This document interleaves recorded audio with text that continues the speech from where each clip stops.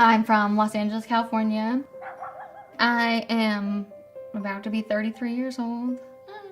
And I worked for the city of LA for the Department of Recreation and Parks for about 15 years before I left and moved to San Diego with my husband. We got married 3 years ago. I'm so happy to be married. Now I'm a cheerleading coach here at a private school in San Diego.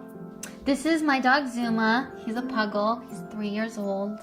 He is the best post-surgical, post-treatment cuddler. That's what they are. They just know. And something that's so crazy is that they say that dogs actually can sense cancer.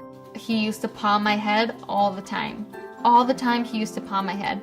From the moment I came home, he has never pawed my head. Not even once. Since I came home from my very first surgery a year plus ago.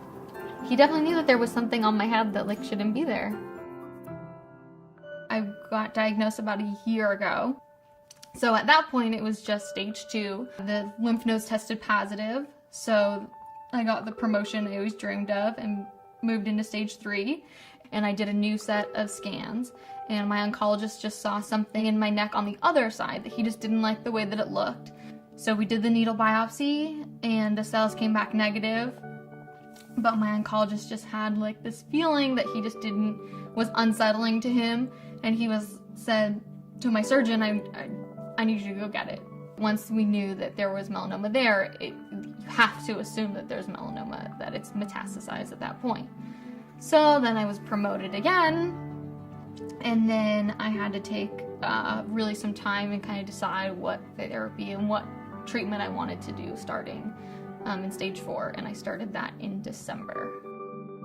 When you're navigating this kind of a scenario, you really have to be with someone that you completely trust. That doctor really has to have something more than just like a brilliant medical mind. They have to be able to really understand the personable part of it, you know, to be able to really walk you through it.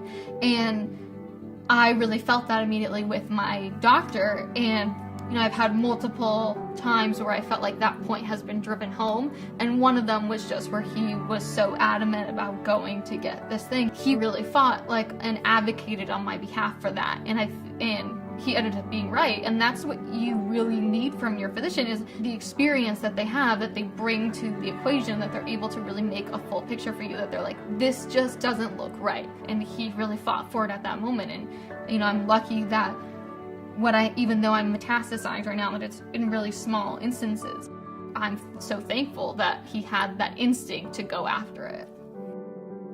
Now that I've been a year at Moores, I'm able to see so many of the benefits that there are to being at Moores, to being in such a beautiful facility, being so close to my house, and that they're able to do these things like IL-2. Like, not every hospital is able to do this kind of treatment.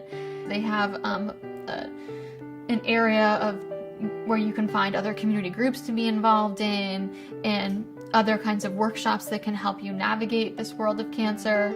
I actually, during my second course of IL-2, had a therapy dog come visit me in the hospital, and that was so cool. And I got to pet this golden retriever, and he just like hung out and put his little head on my bed and hung out with me. And my husband was like, you need to be here on Thursday when she's not feeling good. She feels fine now. She's milking this. I mean, it's amazing just to hear about other people's experiences that have had melanoma. So, like, and it's not even really that long ago. The drug that I was getting when I was in my trial is already approved for stage 4, but wasn't approved for stage 3.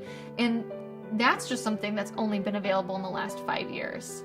All these new things, I mean, there's going to be a few more that are going to probably hit the market within the next year and a half. And that's just amazing, because it's going to change the way that we are able to live our lives. 2 high fives. Good boy. Take.